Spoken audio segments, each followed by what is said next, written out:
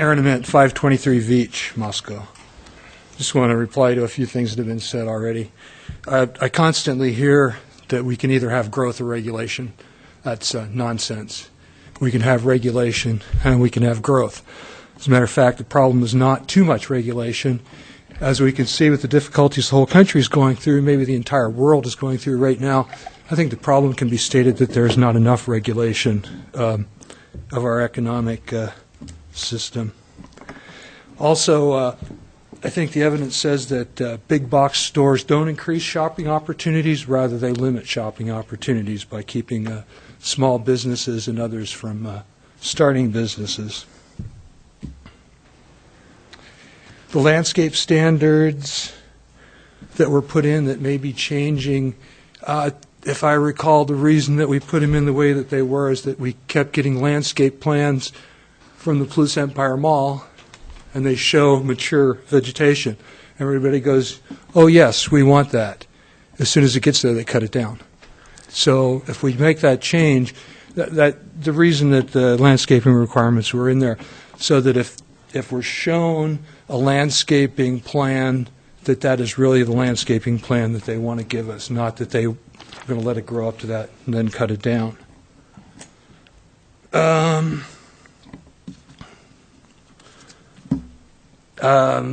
Another thing that the people said when they more than once in our surveys of the city is that the people like to see the absolute divide between the city and the surrounding farms and the countryside. I don't think they want to see us surrounded by big box stores. The plan we had before was the product of a community-wide discussion. It wasn't a radical plan. It was a compromise.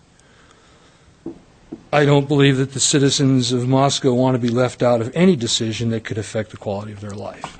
And I think that by getting rid of the conditional use permit, that's exactly what you're doing. Retains the conditional use permitting for 90,000 and above, but it changes it for 65. Right. So make clear the distinction without a blanket there, I think. I don't mean to challenge you on that, but it's accuracy. I think you made the distinction for me just then. Thank you. There you go. The way we get to make ourselves heard and have some impact is at the public hearings that are required by the conditional use permit. That's why I would like to see a conditional use permit remain for those establishments 65,000 square feet and over. I hear quite often, I didn't get to hear it tonight, that all builders and people want is predictability. Let me give you a little bit of predictability.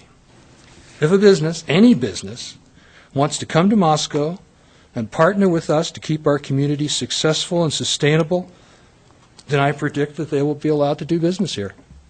I don't think any business that wants to come into our community and live with our community and be a part of our community has anything to worry about.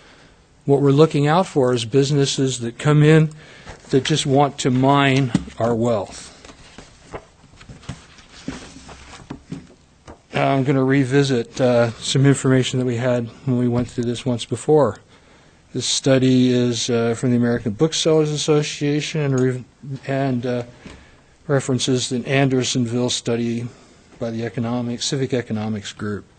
Several recent economic studies have concluded that independent businesses reinvest far more money in their local economies than chain stores do. One such study, and that is the one by the Andersonville study, concluded that for every $100 spent in their stores, local businesses give back $73 to their local economy, while every $100 spent in a national chain, those companies return $43. 73, 43.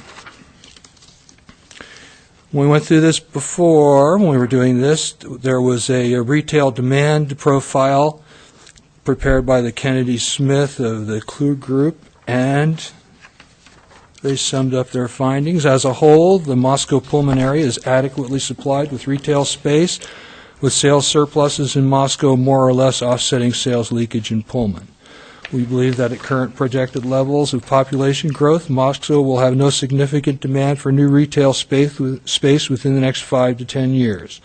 The 223,000 square foot Walmart center that has been proposed to be built in Pullman will attract approximately $100 million in sales, roughly the equivalent of all current sales in major retail categories in Pullman, according to Walmart's current national sales averages.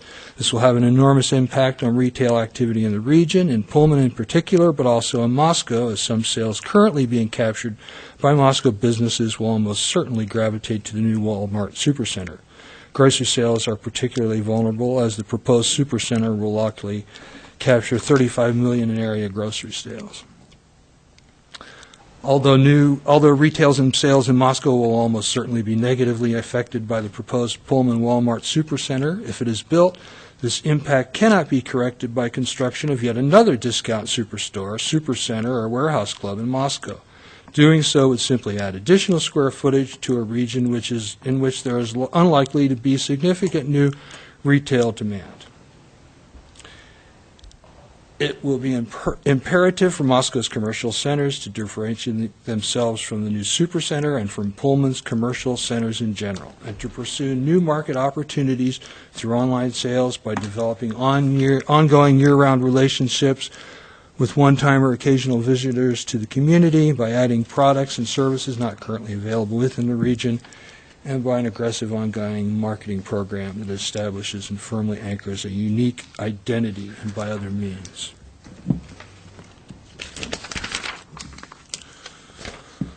All right.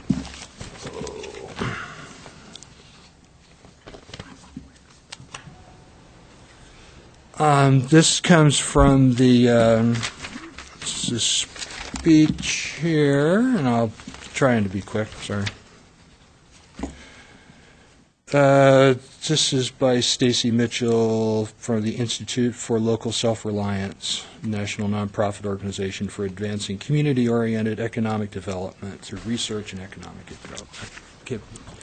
Chain store proliferation has weakened local economies, eroded community character, and impoverished civic and cultural life. Moreover, consolidation has reduced competition and may harm consumers over the long term. Contrary to conventional wisdom, the decline of independent businesses is not inevitable, nor is it simply the result of free market forces. Rather, public policies has played a major role, particularly through tax incentives and other developmental subsidies that give national chains a significant advantage. Meanwhile, a growing number of communities are taking a different approach. They are adopting land use rules that deter chain stores and actively encourage local ownership.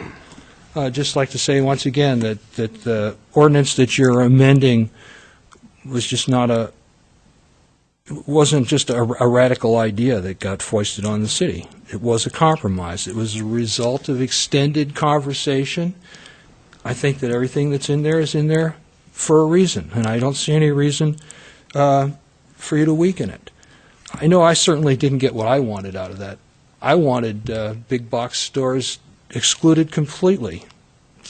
Just pow. No, I didn't get it. I got a little bit less.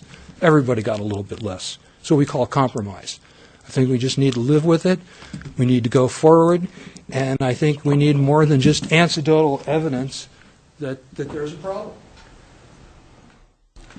Thank you very much. So, I was just going to ask, so relative to the ordinance language here that we're voting on tonight, you would encourage the commission to vote the whole thing to City Council with a negative recommendation? Absolutely. Okay. Absolutely.